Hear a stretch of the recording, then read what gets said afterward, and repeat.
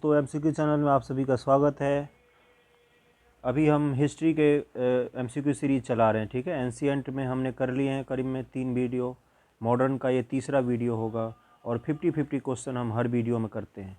ठीक, इससे पहले मैंने साइंस में Ghatnachakra science previous years question में बायोलॉजी और फिजिक्स के मैंने क्वेश्चन करवाए हैं वीडियो में, आप उनको जाके प्लेलिस्ट में देख सकते हैं।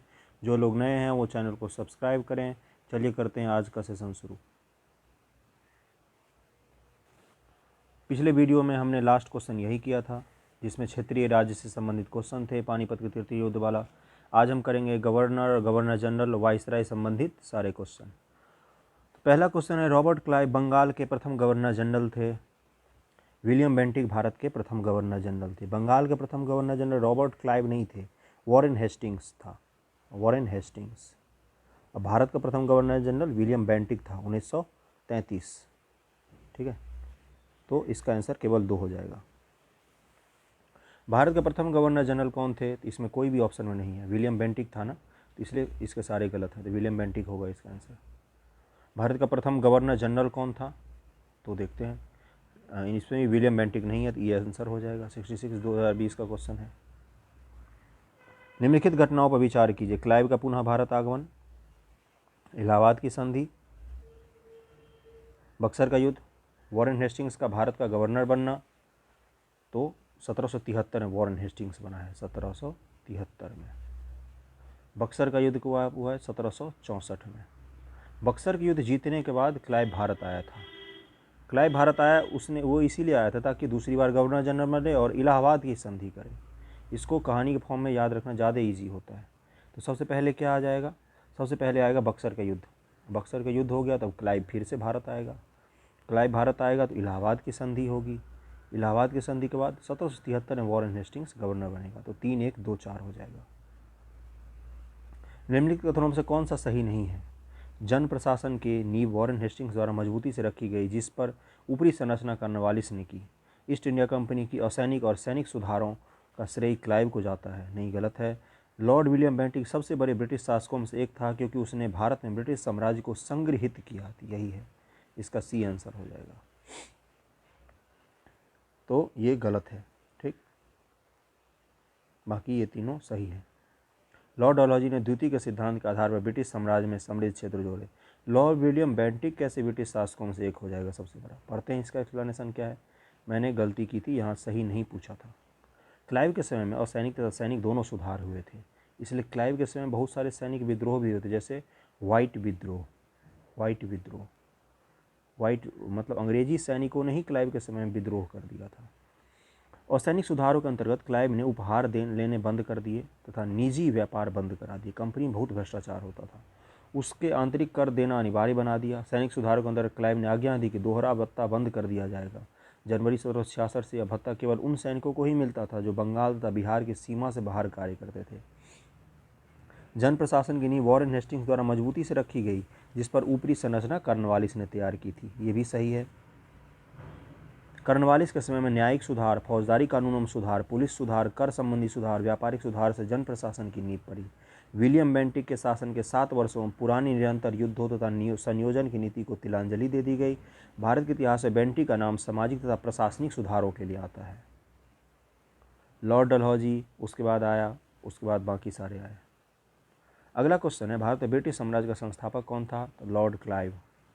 लॉर्ड क्लाइव को साम्राज्य का संस्थापक माना जाता है। कलकत्ता में एशियाटिक सोसाइटी की स्थापना किसके समय में हुई थी? Lord Warren Hastings. और एशियाटिक सोसाइटी काम क्या करती थी? ये भारतीय किताब जो है, भारत मूलतः एशियाटिक नाम था, तो एशिया के ही सारे, एशिया के जो मूल किताब हैं उनका अनुवाद अलग अलग अंग्रेजी भाषा या ब्रिटिश यूरोपियन भाषाओं में करते थे और उनको पढ़ते थे ताकि यहाँ के लोगों को समझ सके। सुरक्षा प्रकोष्ठ की नीति संबंधित है वॉरेन हेस्टिंग्स से। क्या है ये सुरक्षा प्रकोष्ठ? घेरे की नीति से वॉरेन हेस्टिंग्स तथा वेलेजिल संबंधित थे। वॉरेन हेस्टिंग्स ने मैसूर और मराठों के साथ युद्ध अन्य भारतीय रियासतों के साथ बराबरी की पदवी प्राप्त करने की भावना से किया। इस समय कंपनी ने अपने राज्य के चारों ओर मध्य राज्य यानी कि बफर स्टेट, यानी कि अगर ये अवध है, ये बीच में बफर स्टेट बन गया। ठीक है, इसके इधर दूसरे राज्य हैं, इधर अंग्रेज रहेंगे। तो अगर ये आक्रमण करेगा अंग्रेज पर तो पहले अवध आएगा, बीच में बफर स्टेट इसी को कहा जाता था। हम यह भी कह सकते हैं कि अपने पड़ोसी राज्यों की सीमाओं की रक्षा करो ताकि अपनी सीमाएं सुरक्षित रहे। जैसे भारत और चीन के बीच में नेपाल और भूटान, ये बफर स्टेट हैं। वेलेजली के आने से कंपनी के भारतीय रियासतों के समर्थ परिवर्तन आया। वेलेजली का उद्देश्य भारतीय रियासतों को अपनी रक्षार्थ कंपनी पर निर्भर करवाना था, यानी कि अपनी सैनिक दे दो भारतीय राजाओं को और उनके खर्चा भी भारतीय राजाओं से ले लो और अपनी सुरक्षा भी हो जाएगी। रिंग फेंस की नीति का संबंध किससे है? तो वॉरेन हेस्टिंग्स से है। अगला क्वेश्चन है, निम्नलिखित में से किसने बंगाल में द्वैध शासन प्रणाली को समाप्त किया? तो वॉरेन हेस्टिंग्स। द्वैध शासन प्रणाली को शुरू किसने किया था? तो रॉबर्ट क्लाइव ने शुरू किया था। खत्म किसने किया? वॉरेन हेस्टिंग्स ने खत्म किया। 1772 में कोर्ट ऑफ डायरेक्टर ने दोहरी शासन प्रणाली को समाप्त करने का निर्णय दिया। तो कलकत्ता परिषद एवं उसके प्रधान को आज्ञा दी कि स्वयं दीवान बने और बंगाल, बिहार, उड़ीसा के प्रबंधन को अपने हाथ में लें। वॉरेन हेस्टिंग्स ने दोनों उपदीवान मोहम्मद रजा खां और राजा सिताब राय को पद से हटा दिया। अगला क्वेश्चन है, बंगाल में द्विशासन प्रणाली किसके द्वारा लागू की गई थी? तो रॉबर्ट क्लाइव। द्विशासन वही द्वैध पद्धति। किस गवर्नर जनरल पर महाभियोग का मुकदमा चलाया गया? वॉरेन हेस्टिंग्स पर ब्रिटेन में महाभियोग का मुकदमा चलाया गया। बहुत भ्रष्टाचारी इंसान था ये। अगला क्वेश्चन, निम्नलिखित में किस पर ब्रिटिश संसद में महाभियोग का मुकदमा चला? वॉरेन हेस्टिंग्स पर। 14 नंबर क्वेश्चन है, भारत में न्यायिक संगठन की स्थापना किसने की? तो कर्नवालिस ने। कर्नवालिस न्याय और प्रशासनिक सुधारों के लिए जाना जाता है। दीवानी और फौजदारी न्यायालय के श्रेणीबद्ध संगठन के जरिए न्याय प्रदान करने की एक नई व्यवस्था की नींव अंग्रेजों ने रखी। इस व्यवस्था को वॉरेन हेस्टिंग्स ने आरंभ किया, मगर कर्नवालिस ने सुदृढ़ बनाया। 1763 में कर्नवालिस संहिता शक्तियों के पृथक्करण के सिद्धांत पर था, यानी कि लेजिस्लेटिव का शक्ति अलग, एग्जीक्यूटिव का शक्ति अलग, न्यायपालिका का शक्ति अलग, तीनों के शक्ति अलग अलग। निम्नलिखित में किस गवर्नर जनरल ने भारत की प्रासंविदाबद्ध सिविल सेवा यानी कि कन्वोनेंटेड सिविल सर्विस ऑफ इंडिया का सृजन किया, जो कालांतर में भारतीय सिविल सेवा जो अभी है इंडियन एडमिनिस्ट्रेशन सर्विस IAS ये बन गया? तो कर्नवालिस का ही देन है वो।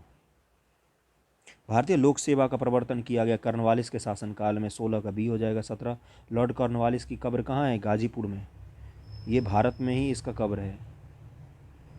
अगला 17 नंबर क्वेश्चन के बाद 18 पे चलते हैं।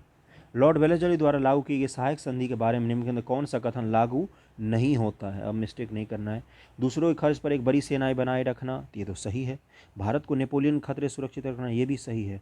नेपोलियन उस समय, जिस समय वेलेजली भारत में था, नेपोलियन ने पूरे यूरोप पर लगभग में कब्जा कर लिया था, चूँकि ब्रिटेन यूरोप के अलग द्वीपीय प्रदेश में, इसलिए उस पर कब्जा होना बाकी था। और ये पूरी कोशिश कर रहा था नेपोलियन कि भारत पर कब्जा किया जाए, भारत से अंग्रेज़ों को निकाला जाए। मिस्र तक पहुंच गया था अपनी सेना लेके। और नेपोलियन और टीपू सुल्तान के बीच में पत्राचार का व्यवहार भी हुआ था। कंपनी के लिए एक नियत आय का प्रबंध करना, नहीं, ये नहीं था। भारतीय रियासतों के ऊपर ब्रिटिश सर्वोच्चता स्थापित करना, ये था इसकी नीति में। अगला क्वेश्चन है, लॉर्ड वेलेजली की सहायक संधि को स्वीकार करने वाला पहला मराठा सरदार कौन था? पेशवा बाजीराव द्वितीय। पेशवा बाजीराव द्वितीय। दौलतराव सिंधिया, जसवंत होलकर दोनों पूना में अपनी सर्वश्रेष्ठता प्रदर्शित करना चाहते थे। बाजीराव द्वितीय सिंधिया का साथ दे रहा था। 1801 में जसवंत के भाई की हत्या कर दी गई। परिणाम स्वरूप जसवंतराव होलकर की सेना ने पूना पर आक्रमण कर पेशवा और सिंधिया के संयुक्त सेना को परास्त कर दिया। बाजीराव द्वितीय ने भागकर बसीन में शरण ली थी। तो कौन था इसका आंसर? पेशवा बाजीराव द्वितीय। 1802 के बसीन की संधि पर हस्ताक्षर किसके मध्य हुए थे? अंग्रेज और बाजीराव द्वितीय के मध्य बसीन की संधि। सहायक संधि को स्वीकार करने वाला पहला शासक कौन था? अवध का नवाब। अवध का नवाब पहला शासक था जिसने शुरू किया था। वेलेजली ने सहायक संधि का आविष्कार नहीं किया। किसने किया था? फ्रांसीसी गवर्नर डुप्ले। डुप्ले था इसका आविष्कारक। अपनी किराए पर भारतीयों को अपनी सेना को किराए पर भारतीय राज्यों को देता था। उसका खर्चा भी भारतीय राज्य उठाते थे। पहला शासक था अवध। 1765 में अवध प्रथम सहायक संधि 1765 में की, जब कंपनी ने निश्चित धन देकर उसकी सीमाओं की रक्षा करने का वचन दिया था। ये वेलेजली से बहुत पहले हो गया था। अवध ने एक अंग्रेज रेजिडेंट को लखनऊ में रखना स्वीकार कर लिया था। और वेलेजली ने सबसे पहले किसको करवाया था? तो हैदराबाद। वेलेजली ने सबसे पहली बार हैदराबाद को करवाया था। 1765 में जब अवध ने सहायक संधि को स्वीकारा था, उस समय वेलेजली नहीं था। सहायक संधि को किसके काल में कार्यान्वित किया गया? तो इन सब में लॉर्ड कॉर्नवालिस हो जाएगा, लॉर्ड वेलेजली हो जाएगा। B option. निम्नलिखित में सहायक संधि को स्वीकार नहीं किया। इंदौर और होलकर राजाओं ने सहायक संधि को स्वीकार नहीं किया था। तो वेलाजली ने किसको किसको करवाया था? हैदराबाद, मैसूर, तंजौर, अवध, पेशवा, बरार के भोसले, सिंधिया, जोधपुर, जयपुर, मछेरी, बूंदी, भरतपुर। इसको इसी क्रम में भी याद रखना होता है। स्टेट पीसीएस का कोई भरोसा नहीं, वो क्रम भी पूछ लेता है कितनी बार।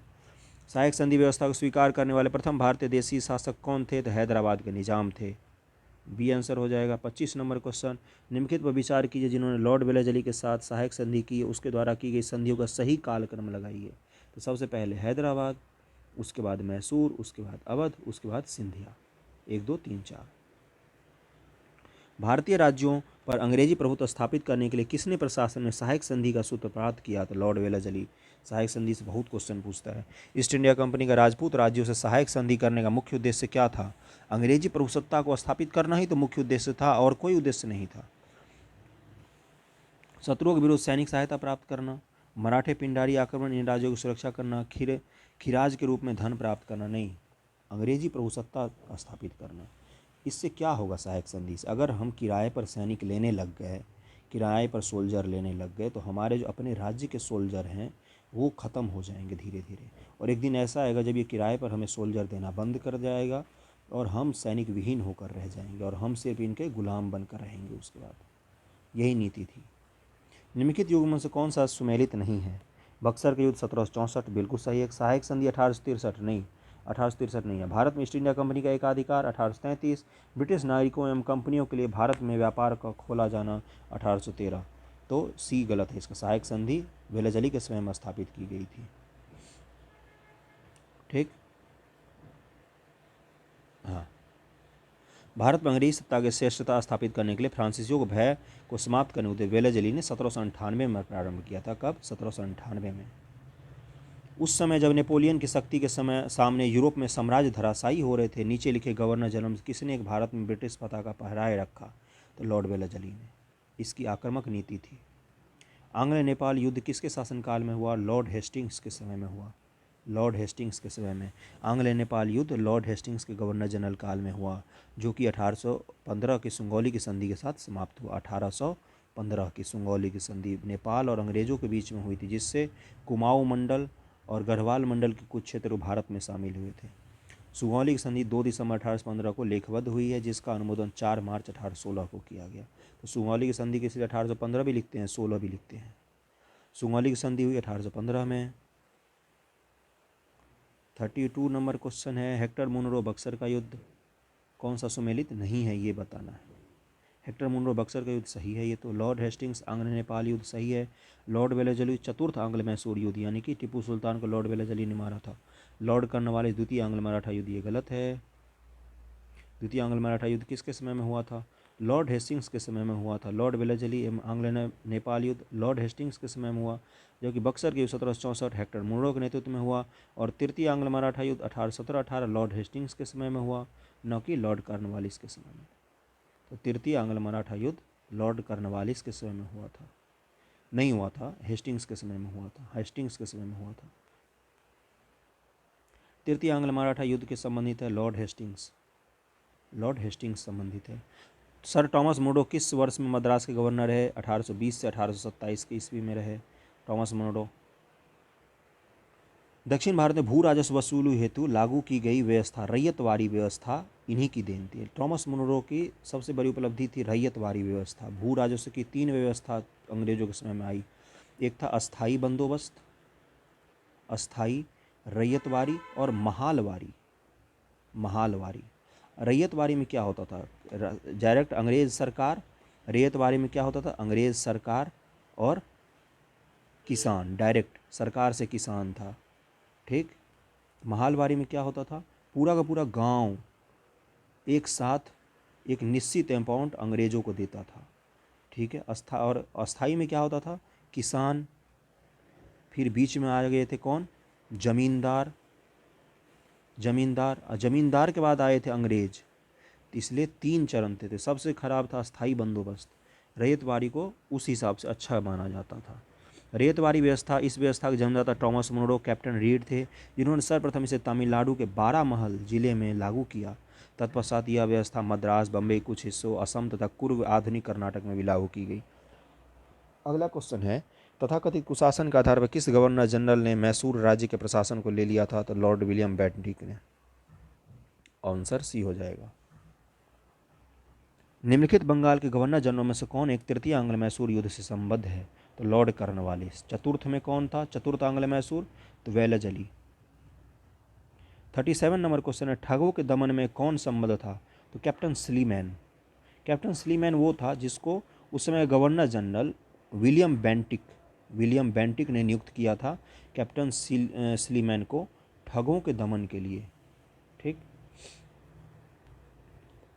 और उस समय के ठग बहुत खतरनाक होते थे। ठगों का उन्मूलन किसके नेतृत्व में होता? Captain Sleeman.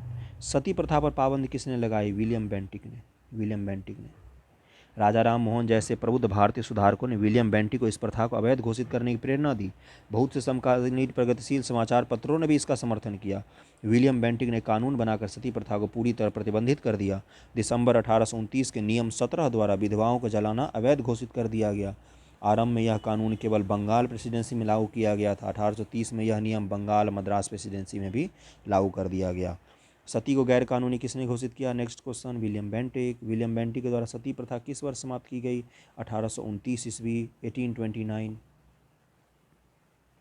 अगला क्वेश्चन, इसमें से किस वर्ष बंगाल के दासों के निर्यात को रोक लगा दी गई? 1789 में बंगाल से दासों के निर्यात को रोक लगा दी। उससे पहले बंगाल से दासों का निर्यात होता था। लॉर्ड डलहौजी द्वारा अवध का अंग्रेजी राज्य में विलय निम्न से किस रीति से हुआ था? कुप्रशासन के कारण इसने पूरे अवध को मिला लिया था। और 1857 के विद्रोह में सबसे बड़ा कारण अवध के हरण को भी माना जाता है। इसको अवध का हरण कहते हैं। लॉर्ड डलहौजी ने अवध के नवाब वाजिद अली शाह पर कुप्रशासन का आरोप लगाकर 13 फरवरी 1856 को अवध का अंग्रेजी राज में विलय कर दिया। अवध के अतिरिक्त डलहौजी के व्यपगत के सिद्धांत के अंतर्गत विलय किए गए प्रदेश कौन कौन से थे? सतारा, डलहौजी ने किसको किया था? सतारा, जैतपुर, संभलपुर, बघात, उदयपुर, झांसी, नागपुर तथा करौली। इसको याद ऐसे रखते हैं, सतारा, जाओ, संभलकर, बाघ उधर, झारी में, नाग काटेगा। ठीक है, अपने अपने हिसाब से ट्रिक बना ले, मैंने तो यही बनाया है याद करने का। अगला क्वेश्चन है, बघात रियासत का ब्रिटिश में विलय कब हुआ? 1850 ईस्वी में। एक बार ट्रिक को फिर से पढ़ते हैं, सतारा, जाओ, संभलकर, बाघ उधर, झारी में, नाग काटेगा। ब्रिटिश साम्राज्य में अवध का विलय हुआ 1856 ईस्वी में। विलय का सिद्धांत के तहत निम्नलिखित राज्यों के विलय पर विचार कीजिए। तब इसको फिर से करते हैं, सतारा, जाओ, संभलकर। सतारा, जाओ, संभलकर, तो एक पहला आ जाएगा, फिर आएगा बाघ उधर, रास्ते में बाघ उधर, झारी में सबसे लास्ट आएगा सांप। कौन से सबसे पहले? जहाँ सांप काटेगा, यानी कि कौ से कौन था? करौली, सबसे अंत में आएगा। तो 1 3 4 2 हो जाएगा। पहला सतारा, फिर उदयपुर, फिर बघाट, उसके बाद पहले सतारा, फिर आएगा बघाट, फिर आएगा उदयपुर, फिर आएगा झांसी। ठीक है, 1 3 4 2। अघोलिखित युगों में से कौन से सुमेलित हैं? सही पूछा है। 1849 सतारा का विलय, 1848 पंजाब का विलय, 1856 अवध का विलय। तो ये सही है, अवध का विलय। सतारा का विलय कब हुआ तो देखते हैं एक बार। 1848 में सतारा का हुआ था, जैतपुर का 1849 में, जैतपुर संभलपुर का, बघात का 1850 में, उदयपुर का 1852 में, झांसी 1853, नागपुर 54, करौली 1855। अगला क्वेश्चन पे चलते हैं, निम्नलिखित में किसने विलय की नीति नियोजित एवं कार्यान्वित की थी? तो डलहौजी ने की थी। ब्रिटिश द्वारा कुशासन का बहाना लेकर निम्नलिखित प्रांतों में से किस एक का शासक हटा था? तो अवध का। 50वां क्वेश्चन है, भारत ब्रिटिश शासन के दौरान निम्नलिखित राजसी राज्यों के विलय पर क्रम पर विचार कीजिए। तो सबसे पहले आ जाएगा सतारा, उसके बाद आएगा संभलपुर, सतारा, जाओ, संभलकर, बाघ उधर, झारी में सांप काटेगा, झारी, झांसी, 3 सबसे लास्ट में आएगा। 50 क्वेश्चन हमने इस वीडियो में भी कंप्लीट कर लिए। अगला वीडियो आएगा जिसमें फिर से 50 क्वेश्चन हम मॉडर्न हिस्ट्री के करेंगे। चैनल को लाइक शेयर सब्सक्राइब करते रहिए। थैंक यू, धन्यवाद।